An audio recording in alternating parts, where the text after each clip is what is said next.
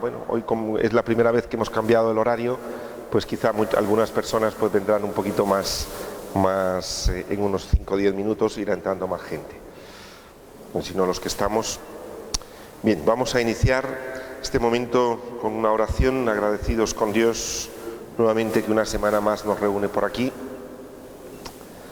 en torno a Él. Señor Jesús, te damos gracias. Te queremos pedir, Señor, como todos los martes, que abra nuestro corazón, que puedas abrirlo para poder hacer lo mejor que sabes hacer tú, que es amar, restañar heridas, sanar el corazón y haz, Señor, que todos nosotros nos sintamos siempre herederos como hijos, que somos principalmente herederos de tu amor. Haz que no nos culpemos, Señor, delante de ti, sin necesidad, porque lo que tú haces con nosotros no es recordarte del pecado, sino mirar nuestro corazón. Amén. Bien. En este día el otro día estuvimos viendo los presupuestos básicos del curso y también estuvimos dando una breve introducción. ¿Os acordáis? Bien. Hoy vamos a dar la segunda parte, que es la culpa número 2, que es la que os han entregado ahí. Yo voy a procurar no leer, sino voy a procurar, bueno, os voy a ir diciendo por dónde vamos, lo podéis ir siguiendo, pero voy a procurar más que todo irlo plasmando aquí con más facilidad. Lo primero que vamos a tomar en cuenta es que muchos de nosotros hablamos de lo que es la conciencia, ¿sí? Esto yo creo que es un tema muy recurrido en las iglesias, en la religión, en la fe.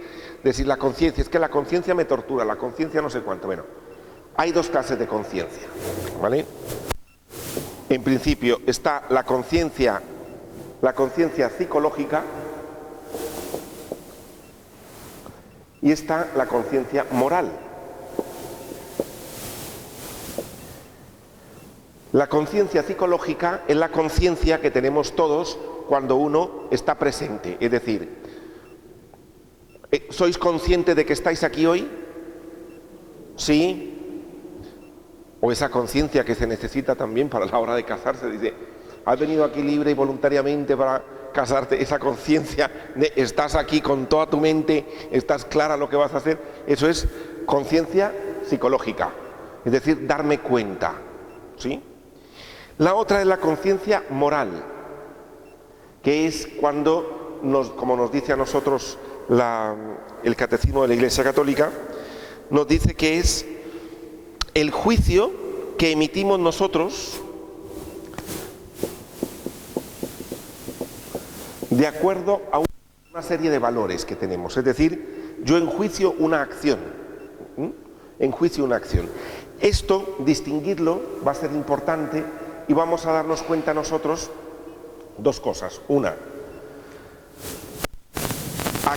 nosotros no vamos, tenemos ciertos valores, pero no vamos, el principio de este curso no es enjuiciar a nadie ni enjuiciarme yo. El juicio le pertenece a Dios. ¿Sí? Esto para empezar. Entonces, cuando hablamos aquí de esto, el juicio que vamos a hacer es ¿cuánto me acerco yo a la bondad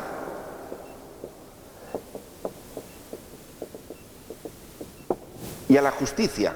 Son dos cosas que son importantes para nosotros. Uno se pregunta, bueno, ¿y de qué nos sirve?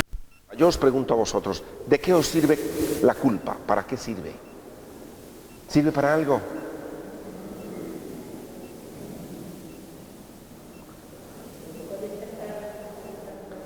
Para responsabilizarte de una acción, muy bien.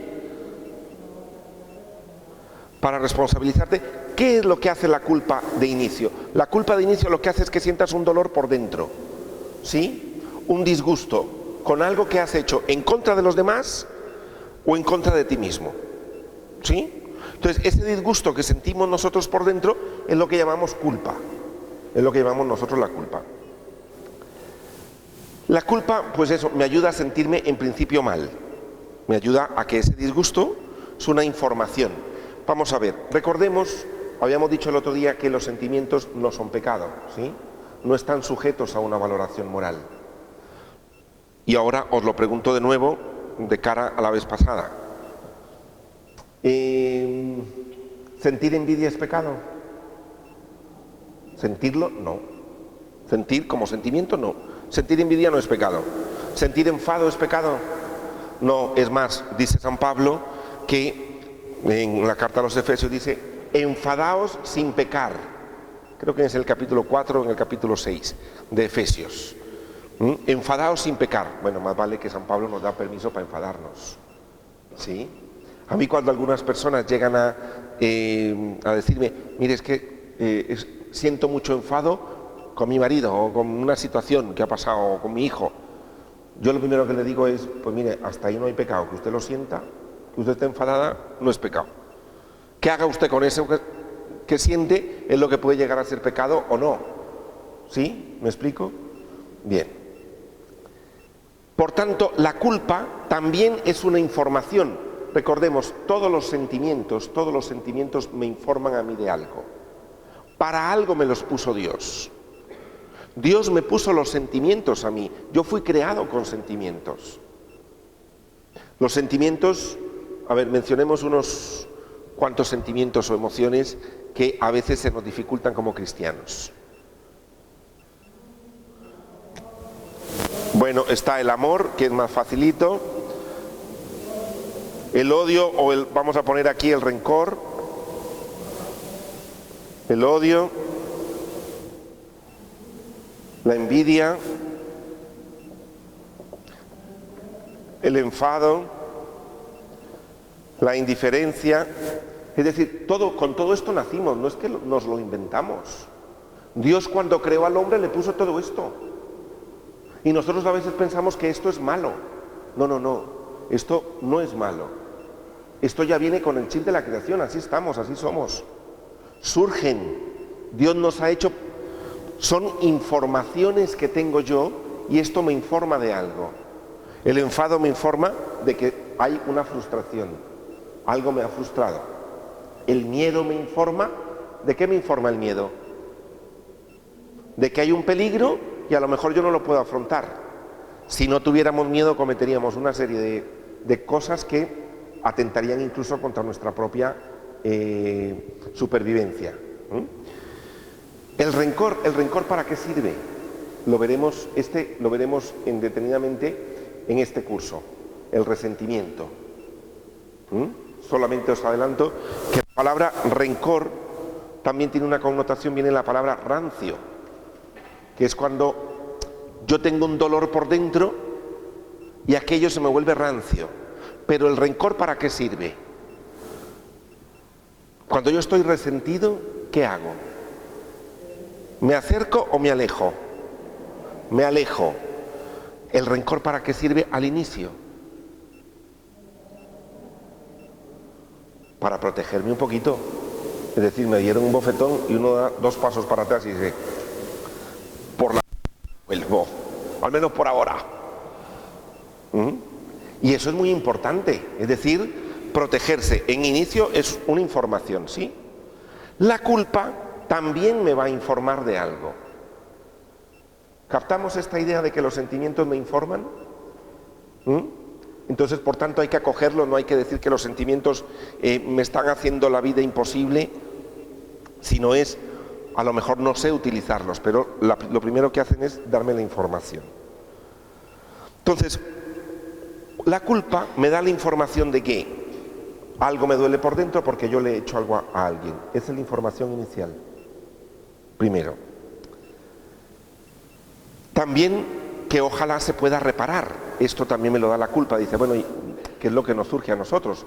Cuando habéis hecho daño a alguien, en algún momento cuando hemos hecho daño, lo primero que uno dice, ¿y ahora cómo lo remedio? ¿Ahora qué puedo hacer yo para solucionar eso? ¿Sí? Reparar la culpa es importante cuando se puede. A veces no se puede reparar. No solo porque es muy grande la cosa, sino o porque la persona ya ha muerto, o porque está lejos, o porque la persona no me habla, o no me permite que yo lo repare.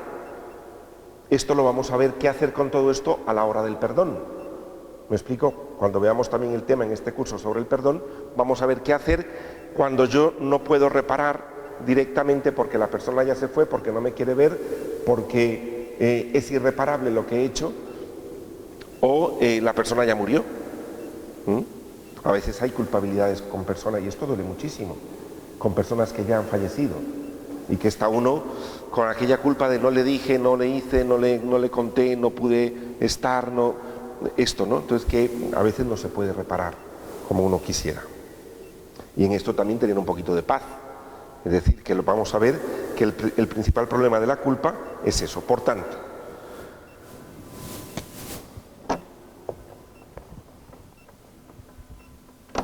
como os pongo ahí, dos clases de culpa. La primera culpa es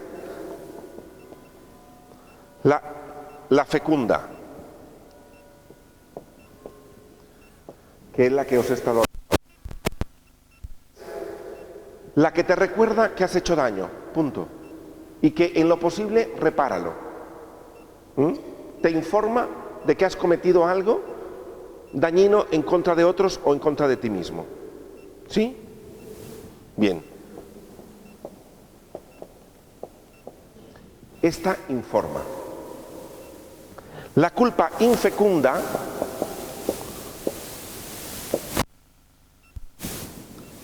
también me va a informar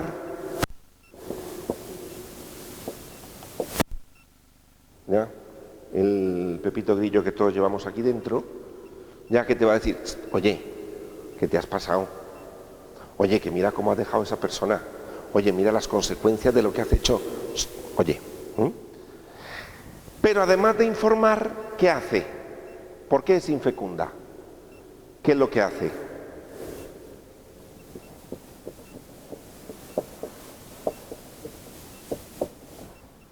Machaca.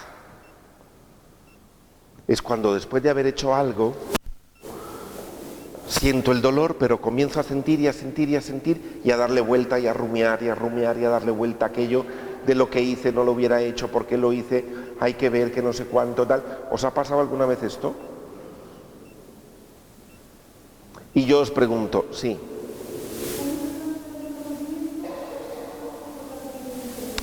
Estamos hablando, vamos a ver, luego vamos a hablar del remordimiento, ¿vale? Pero tiene que ver, el remordimiento es prácticamente el dolor que siento y querer repararlo, ¿sí? Pero, porque aquí hay remordimiento, es decir, a mí me duele haber hecho algo en contra de alguien. Habíamos dicho el otro día que los dos excesos pueden ser patológicos, o un exceso de culpa, o no tener culpa, porque hay gente que hace las cosas y parece se desentiende, se desentiende. Entonces, el exceso de una o el exceso de otra, la carencia de otro, puede ser patológico. Hay personas, y esto pues ya en el momento más, digamos, más duro, creo que os hablaba la vez pasada, es en una sociopatía o un psicópata, lo que llamamos un psicópata, que llega un momento, pero el problema que tiene, entre otras cosas, es una cuestión bioquímica, que no siente, porque las emociones tienen una parte bioquímica. Entonces, él no tiene la información, entonces él puede matar a alguien y a la vez comer a la par del cadáver y no sentir nada por haberlo matado. Pero esto es una parte ya límite de un trastorno, ¿sí? Pero de ahí para abajo nos podemos encontrar gente que sin ser sociópata, bueno, hay sociópatas cotidianos un poco, pero sin ser sociópata de estos de cárcel, pues son gente que no siente culpa, que va por la vida como haciendo daño y pasando por encima de la... Pero la culpa fecunda es aquella que te lo recuerda que has hecho daño, pero no te saca, te deja dormir, te deja acogerte, como vamos a ver después, al amor de Dios, te deja acogerte a ti mismo con el defecto que tienes, porque hay que ver lo que nos machacamos los seres humanos. Y venga a repetir, y venga a decir, y venga a contar, y venga no sé cuánto, y venga no sé qué. ¿Por qué? Como voy a contar yo después ahí, tenemos una fantasía los seres humanos, los niños intactos. Es decir, tenemos la fantasía que en la vida uno tiene que ser perfecto, tengo que ser intacto.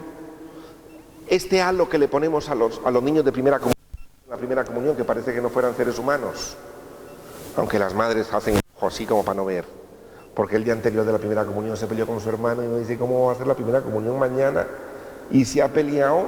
Yo pensé que era un angelito, porque claro, en la misa aparecen ángeles. Pues en realidad el niño y la niña es un ser humano que se pelea, que piensa, que siente, que tal, y a la vez va a hacer su primera comunión.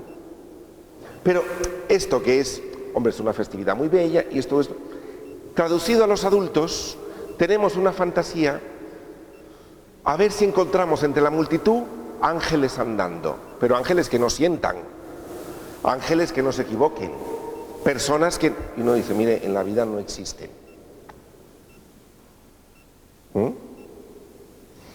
Y no solo los busco fuera, sino que cuando me veo al espejo, digo, a mí no me salen las alas por falta de calcio. Como que si tomo un poquito más de leche, sale. Qué triste, ¿no? Porque es como fantasía, mira, nos tenemos que olvidar de esta fantasía, decir de que simplemente somos seres humanos, podemos cometer faltas y actos en contra, actos lesivos para con los demás en el amor. La angustia que machaca, esta culpa que machaca, repara muy poco, no sirve para reparar. Lo que sirve es para hacerme yo más daño, constantemente.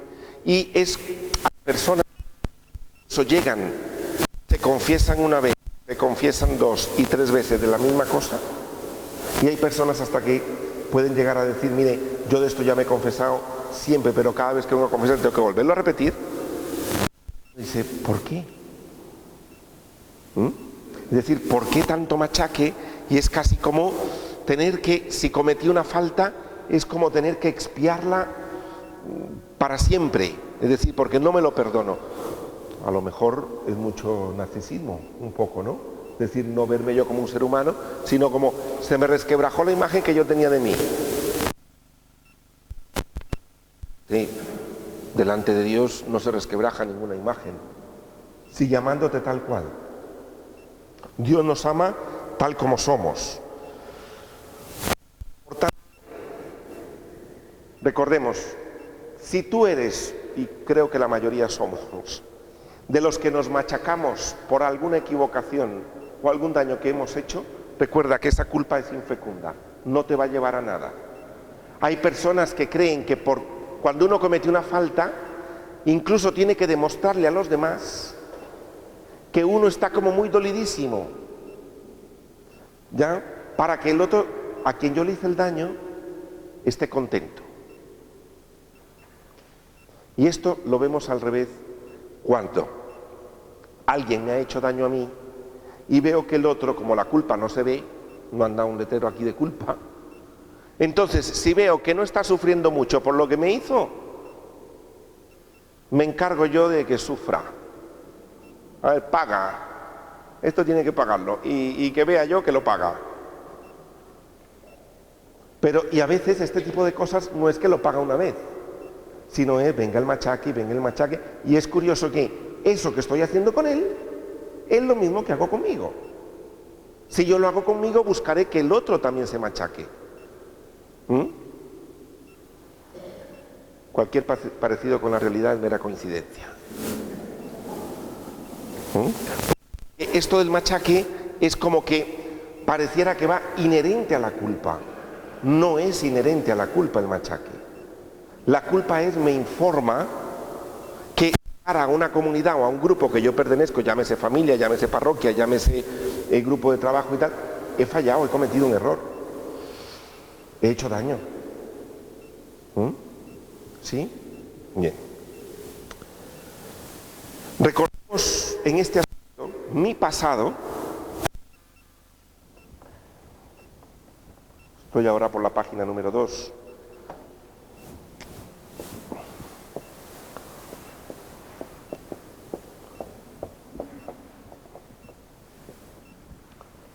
el pasado de una persona, lo que yo haya hecho, lo que yo haya cometido, no tiene por qué determinar mi vida. Anclarse en el pasado, ¿qué provoca?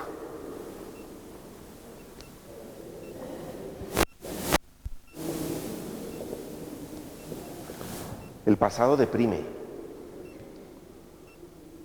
Porque cuando estamos hablando de un pasado, más que todo recordamos las cosas a veces negativas. Recordar las cosas bellas es muy bonito.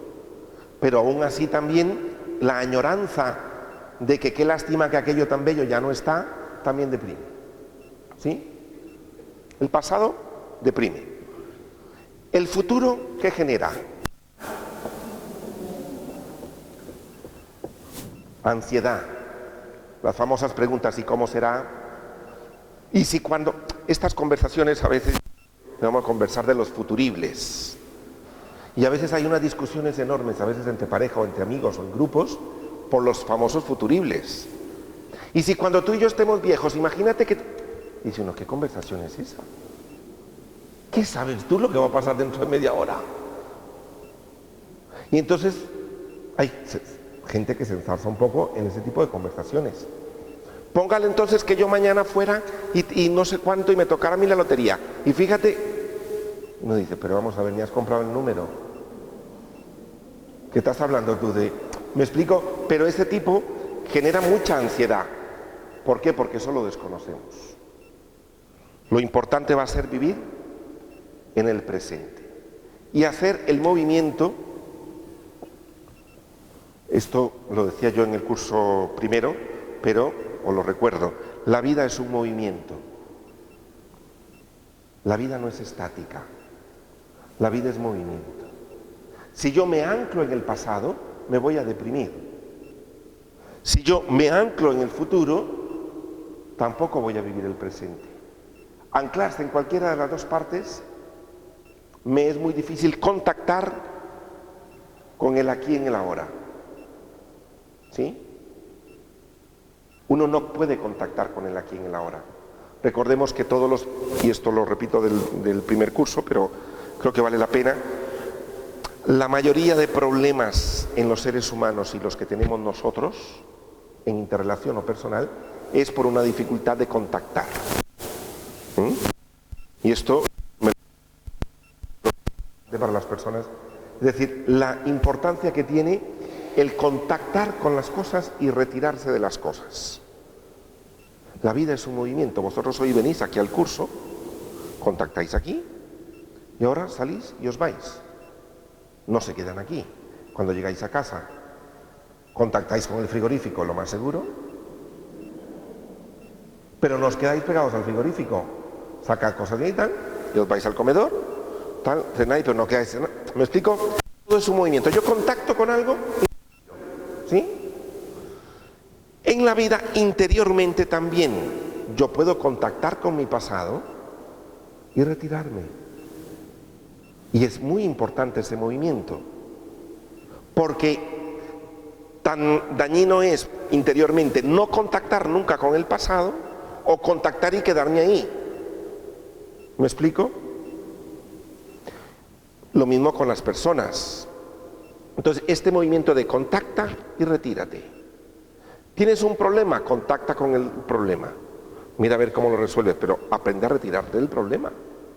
No, tenemos un problema, estamos pegados.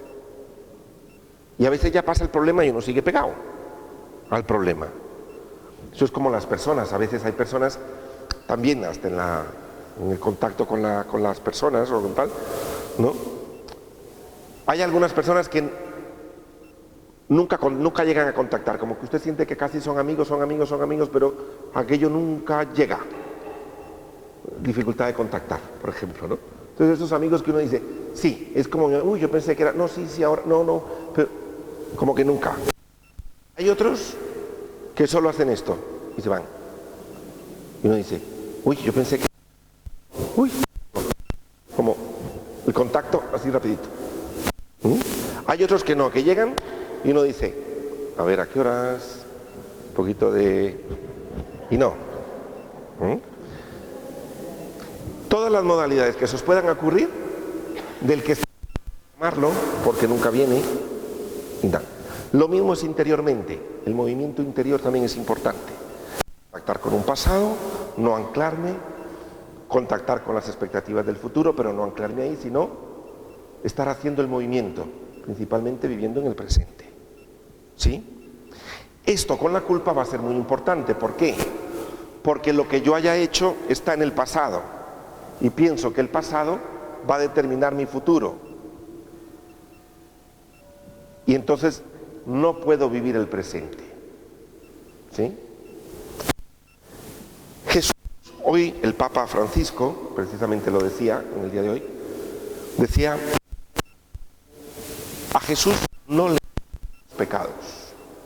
Jesús no es un cuentapecados, decía el Papa Francisco. Además que es genial para cuando habla las cosas.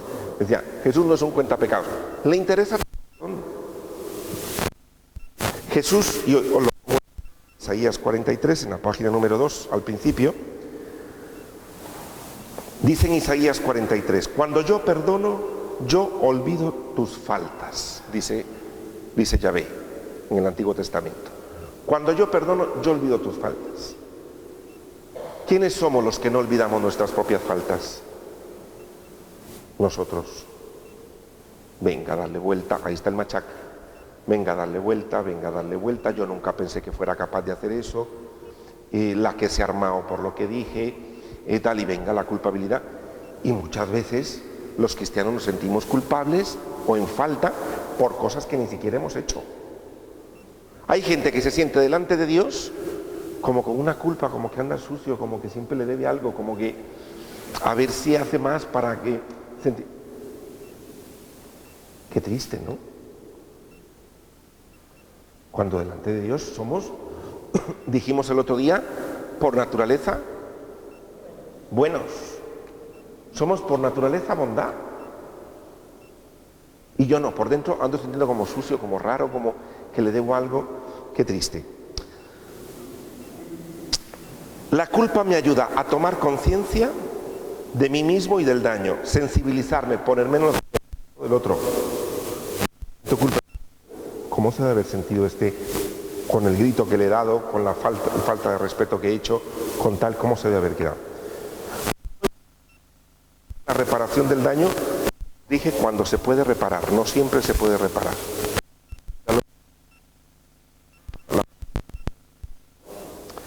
Genera un compromiso para el futuro, es decir, después de sentir culpa, después de poderlo reparar, pues voy a cambiar un poco, voy a aprender de lo que me pasó.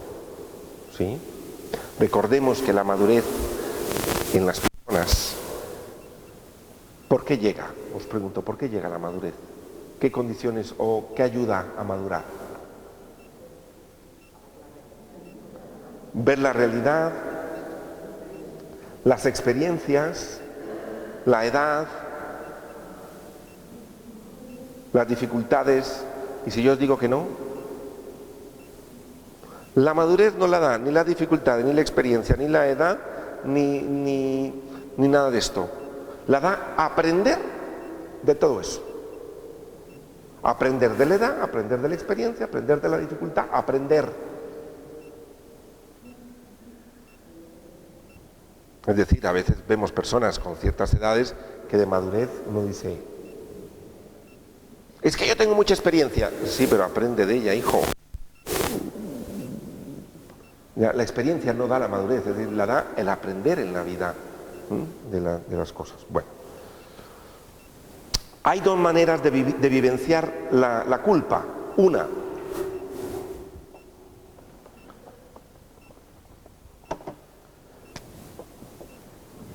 minimizándola, la minimizo, es decir, que si no es nada, anda que tú, que te pones así, vamos, que no se te puede decir nada, vamos, que si era una broma, mira que, como rebajando un poco, entonces la minimizo, es decir, aquí no ha pasado nada. Y la otra es dramatizarla,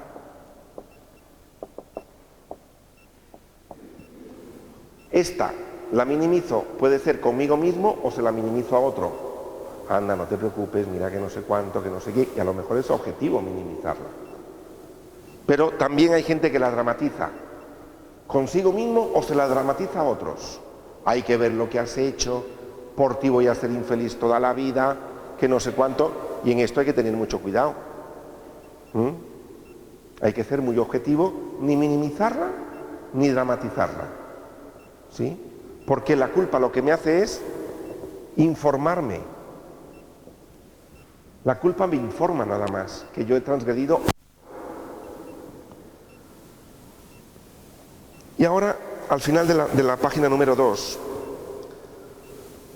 sí me voy a permitir leer esto, porque esto es importante, lo que dice la Iglesia respecto a las faltas. Y esto yo creo que muchos católicos lo desconocemos, ¿no? Pero es mucha paz, al menos oficialmente esta es la doctrina oficial.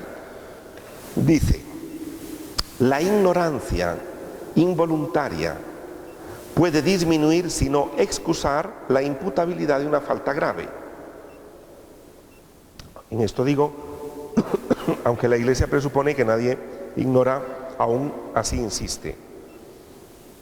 Los impulsos de sensibilidad, las pasiones, pueden de igual manera reducir el carácter voluntario y libre de la falta, lo mismo que las presiones exteriores o trastornos psicológicos. Y continúa, la imputabilidad y responsabilidad de una acción puede quedar disminuida o incluso suprimida a causa de la ignorancia, inadvertencia, la violencia, el temor, los hábitos, afecciones desordenadas y otros factores sociales y psicológicos.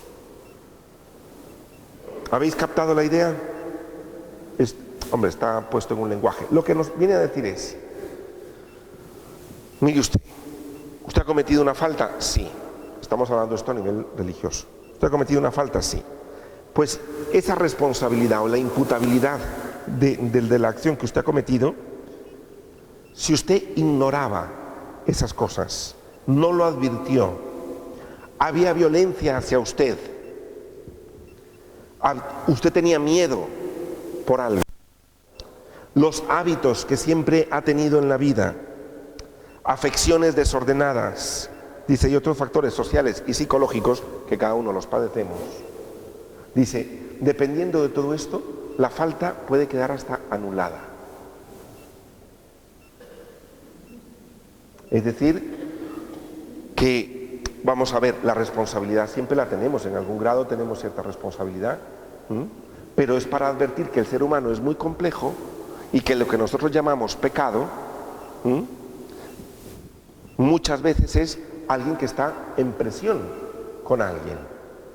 Es decir, por ejemplo, una persona que ha abortado, ¿ya? ¿Cómo podemos nosotros señalarla y acusarla y tal? Mire usted qué presiones habrá recibido en su familia, qué situación psicológica tiene esta persona, de qué sociedad viene, de dónde está socialmente.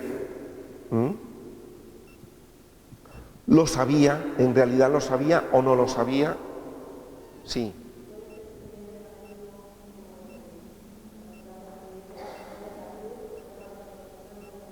Sí, esto, ahora sigue esto lo vemos. Es decir, me pregunta que si tiene relación con esto de Padre, perdónanos porque no saben lo que hacen. Obviamente. Hay un saber que uno dice, pero vamos a ver, ¿cómo no iba a saber lo que hacía? Si lo vemos esto, en la siguiente página, justo está, no está esa frase, pero sí está la de San Pablo, le vamos a relacionar.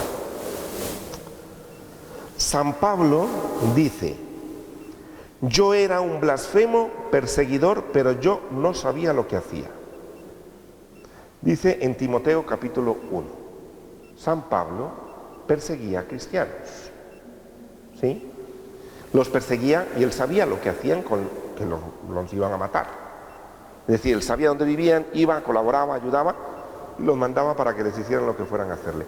Y aún así pone en primera de Timoteo, dice, yo era un blasfemo y un perseguidor, reconoce su falta. Dice, pero yo no sabía lo que hacía. ¿Qué os parece? ¿Qué le diríais vosotros a San Pablo? Anda. Ahora viene, sí, ahora. Ya, claro. Después de todo, después del susto, pues mira, no es que yo no hacía. Ciertamente uno no puede dejar a sí mismo en un momento determinado, ¿vale? Nadie. A no ser de que esté enajenado por una situación psicológica muy, muy fuerte y muy grave. Pero Pablo habla aquí de otro saber. No es que no sabía. Tú le preguntas, ¿tú sabías que cogías? Sí. ¿Tú sabías que los iban a matar? Sí. Todo eso lo sabía. ¿Ya? Pero ese saber interno, cuando uno cae en la cuenta, uno dice, pero ¿cómo pude haber pasado tanto tiempo pensando esto o sintiendo aquello? ¿Y por qué no me di cuenta antes?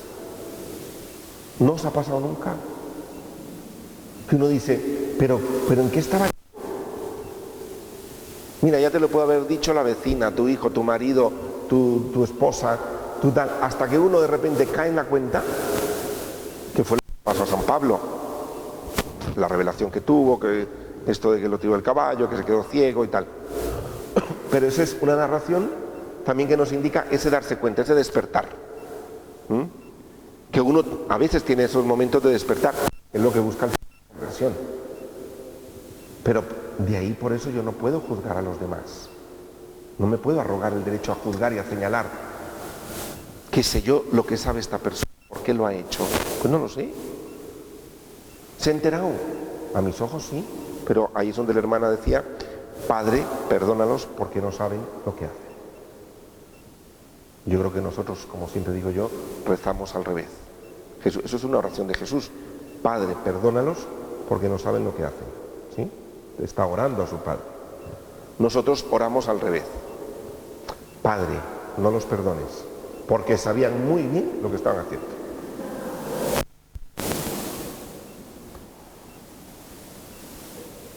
¿Nunca se os había ocurrido esa oración hacia el revés?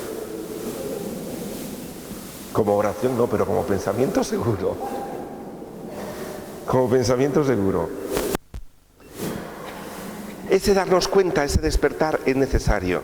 Entonces, las personas a veces estamos metidos a nivel de muchas cosas y qué bueno que la Iglesia, como madre, como acogedora, propone esto diciendo, mira, tranquilo, yo te entiendo como ser humano. Yo entiendo que hay situaciones donde a lo mejor una persona con un horror y un miedo horrible, porque se le ha metido en la cabeza o tal, actúa y comete una falta grave. Y dice, no. Ahora, esto a nivel religioso, ciertamente a nivel civil, esto no le elimina la responsabilidad. Es decir, personas que tienen a nivel psicológico, a nivel de no sé cuánto, todas estas personas que a veces cometen cosas y dicen, que yo no me di cuenta, no lo supe, o hasta ahora me doy cuenta, o caigo en la cuenta del dolor. Personas que en la cárcel han llegado a darse cuenta. ¿Ya? Entonces, no les quita la pena que les han entregado. Por otra parte, recordemos que de cara a hacer daño a veces a otros, el dolor que yo tenga por dentro no ha hecho a hacer daño a nadie. A veces cuando uno está muy dolido o muy resentido,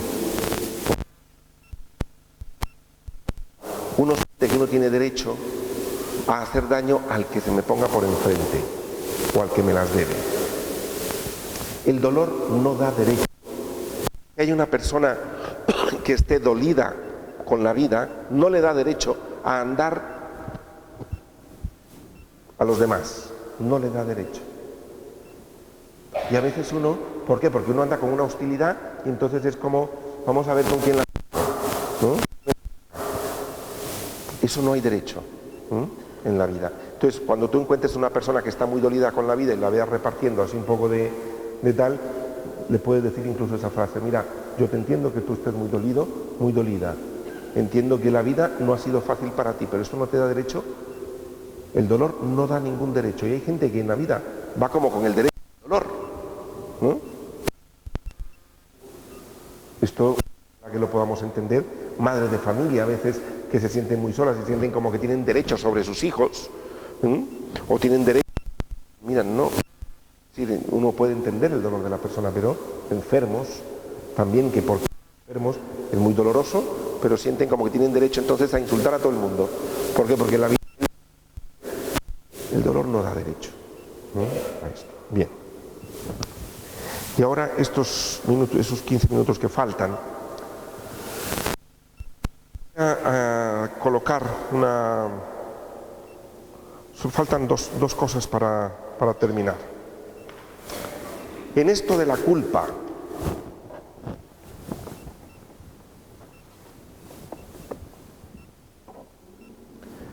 vamos a ver, yo os pregunto, en misa, cuando venís a misa vosotros los domingos, se reza el credo. ¿Cómo inicia el credo? Creo en Dios Padre.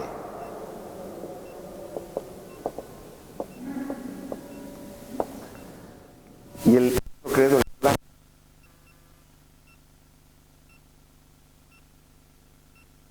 pero bueno, dice, creo en un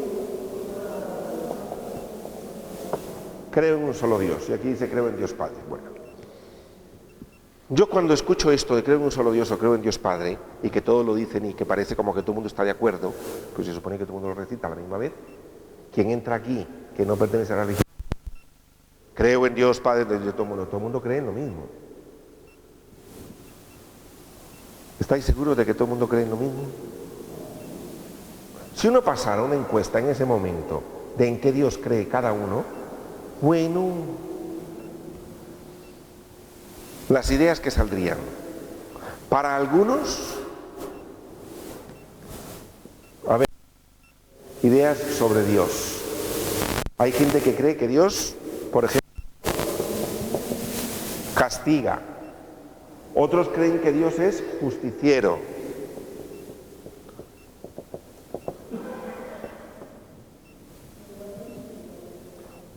Pues mira, otros creen que es misericordia.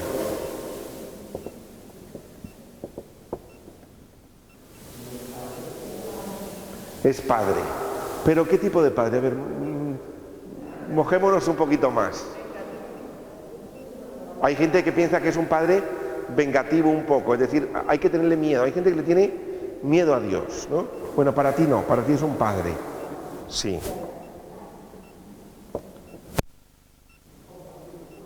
Es bueno, compasivo.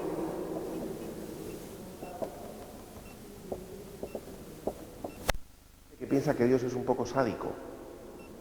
Sí, sí. Ay, ¿por qué a este no le manda algo? Dios, ¿por qué no le manda algo a este? ¿Por qué a mi hija? A este. Ese es pensar en un Dios, es decir, de vamos a ver, cébate con este. Y uno dice, ese cébate es un Dios sádico. Como que Dios te ceba con la gente. O que Dios te castiga, como hemos puesto aquí. Entonces, esto son conceptos de Dios. También está el Dios morboso sexual. Sí, hay gente que piensa que Dios es un morboso sexual. Porque tiene horror de que solo piensa, a ver, que Dios está mirándolo a ver si piensa cosillas. Si toca cosillas. Si no toca cosillas. Si las cosillas se ven. Si se ven las cosillas. Si ha visto una peli. Si no ve la peli. Ojo, en el momento preciso o de... ¡Qué angustia!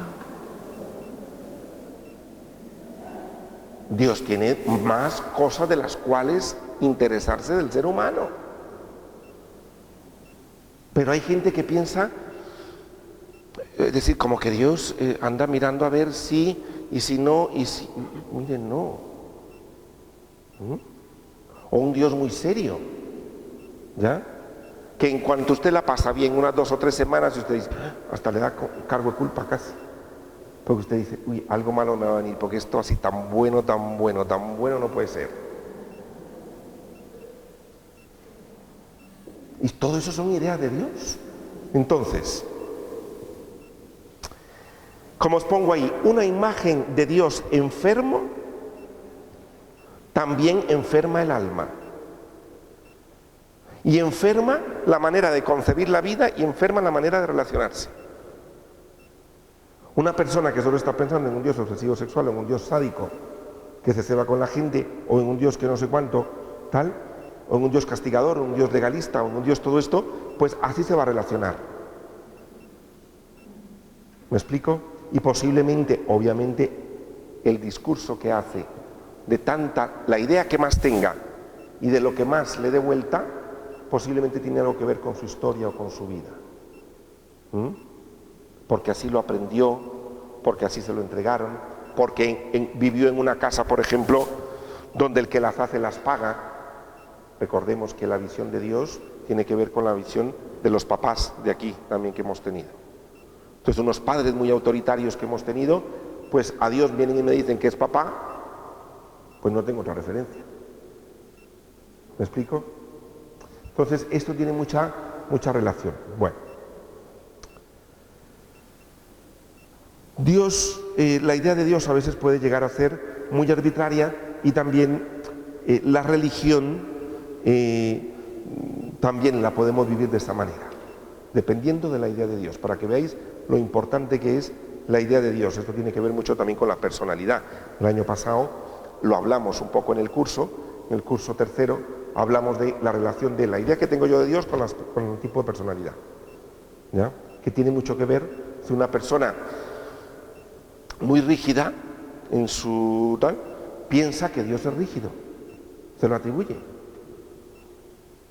Una persona muy laxa y muy alegre piensa que Dios es muy alegre. Una persona muy persecutoria consigo mismo o con los demás piensa que Dios le anda persiguiendo. ¿Me explico? Es decir, que anda buscando el pecado por donde va. Entonces, tiene mucho que ver la forma que yo soy con la idea que yo tengo de Dios, y la idea que tengo de Dios con la forma que yo soy. ¿Sí? Entonces, pero entendamos, una idea de Dios enferma, va a enfermar el alma y enferma a los que están alrededor. Por eso es importante entender que la visión de Dios es la que nos regala Jesús, no la que a mí se me antoja. Y esto lo digo incluso hasta para predicadores. Para nosotros los sacerdotes también. Porque, y esto lo dice el Papa Francisco en la encíclica que sacó él, de la alegría del Evangelio. Decía que los acentos que ponemos a la hora de predicar o hablar dicen mucho de la idea de Dios que tiene uno. Hay gente que solo predica el infierno y uno dice, bueno, qué pena, ¿no? Entonces, un Dios terrible va a llevarme a una religiosidad terrible. A veces pensamos que es como a un Dios que hay que mantenerlo constantemente contento, ¿no? Un Dios contento. Entonces yo tengo que estar haciendo mil cosas para ver si algún día me purifico y me siento un poquito más libre, a ver si ya he pagado todo lo que he hecho en este mundo, porque, mire usted, no, Cristo ya pagó por ti. Déjate de cuentos. Déjate de estar machacándote tú con la culpa si Cristo ya pagó por ti. Que la culpa te informe, y esto es importante. Procura reparar si es que has hecho algo, pero no te machaques. Que esto es lo insano, lo infecundo, lo que no da fruto entre nosotros. Y esto es recordado. Y luego en la página número 4,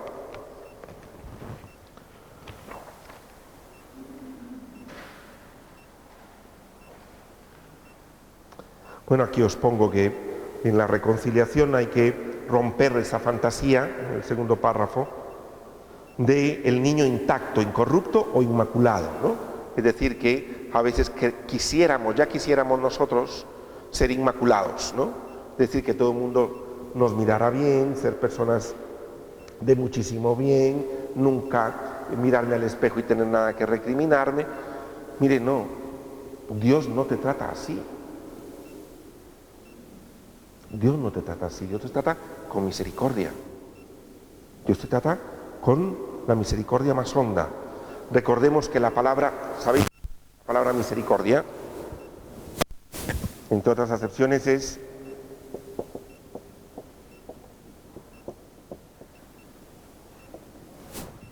Misercordeo. Miseria y corazón. ¿Sí? Entonces, misercordeo significa, misericordia significa coger las miserias y ponerlas junto al corazón. Cuando decimos Dios es misericordioso, es decir, recoge toda la miseria y se la pone junto al corazón. ¿Nosotros qué solemos hacer con las miserias? ¿Las ponéis junto a vuestro corazón?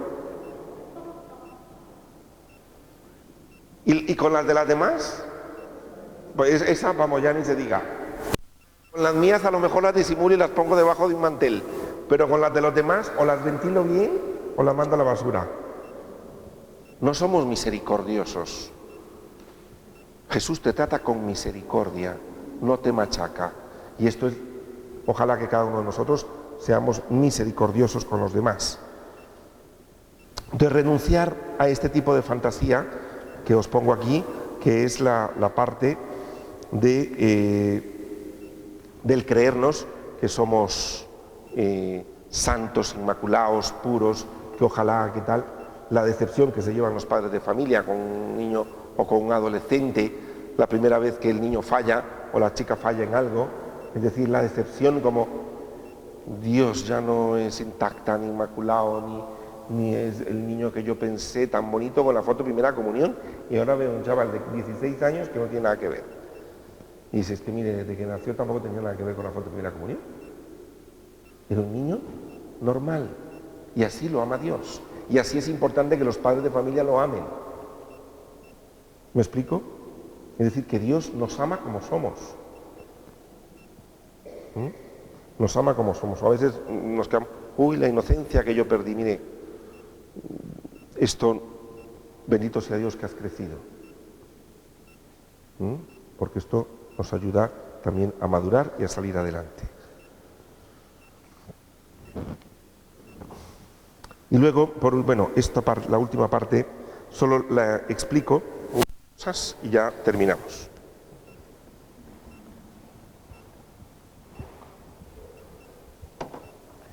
Que esto es lo que continúa la próxima vez, ya la parte más psicológica, que la iremos entrelazando también con la parte espiritual, pero vamos a ver que en la parte de la culpa existen dos actores, básicamente.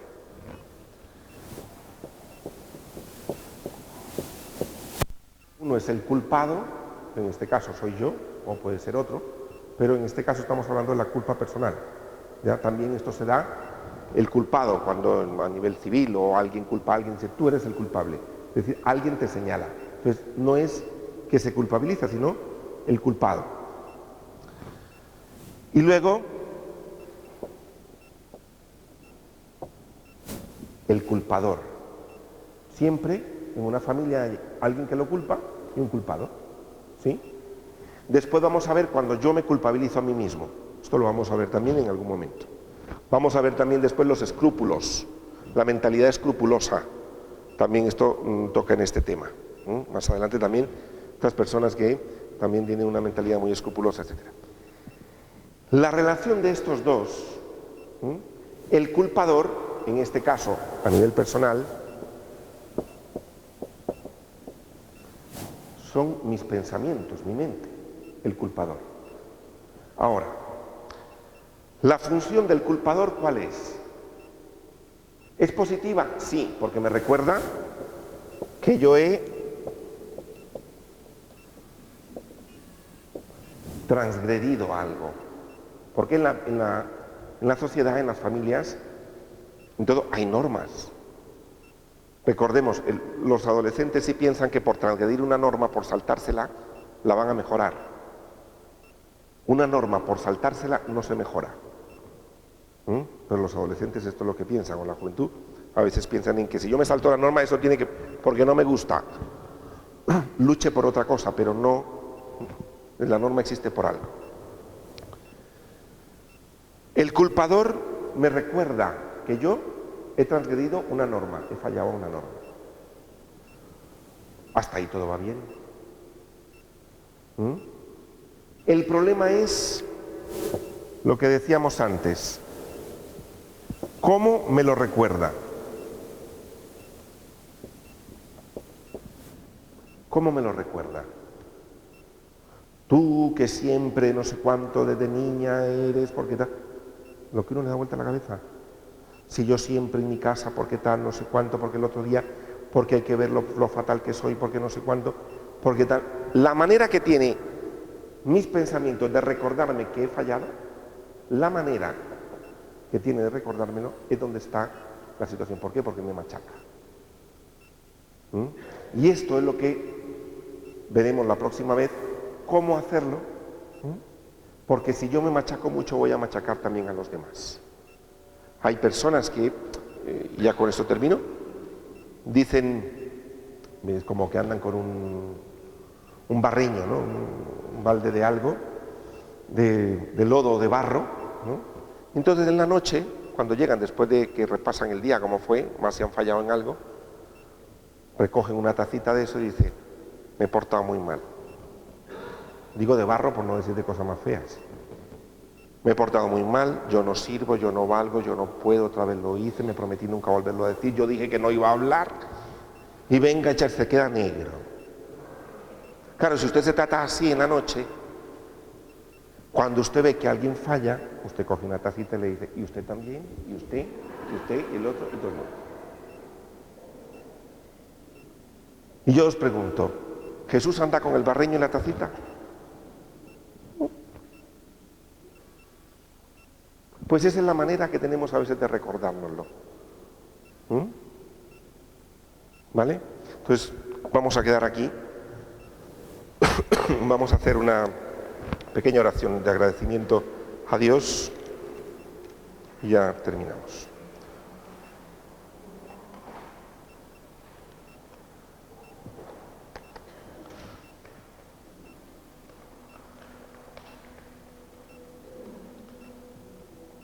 Señor Jesús, te damos gracias en este día. Qué bueno saber, Señor, que tú eres una buena noticia para nosotros. La buena noticia, Señor, de que, aunque fallemos, qué bueno, Señor, que nos quitas esa fantasía de ser intactos, incólumes. Somos seres humanos, Señor, y fallamos. Señor, que no sea persecutorio conmigo mismo, que no me machaque. Mira que a veces me quito mucho la paz. Señor Jesús, tú me acoges como soy. No eres un cuentapecados, sino eres aquel que mira el corazón, que da la oportunidad. Qué bueno, Señor, sentir esa paz. Ayuda, Señor, a que mi culpador, mi mente, mis pensamientos, no me torturen, no me machaquen, pero que tampoco lo haga con los demás. Hay tantas cosas que no sé de mí y de los demás, y a veces así me atrevo a juzgar. Tú sí los conoces, por eso el juicio solo te queda a ti. Gracias, Jesús, por esta buena noticia. Amén.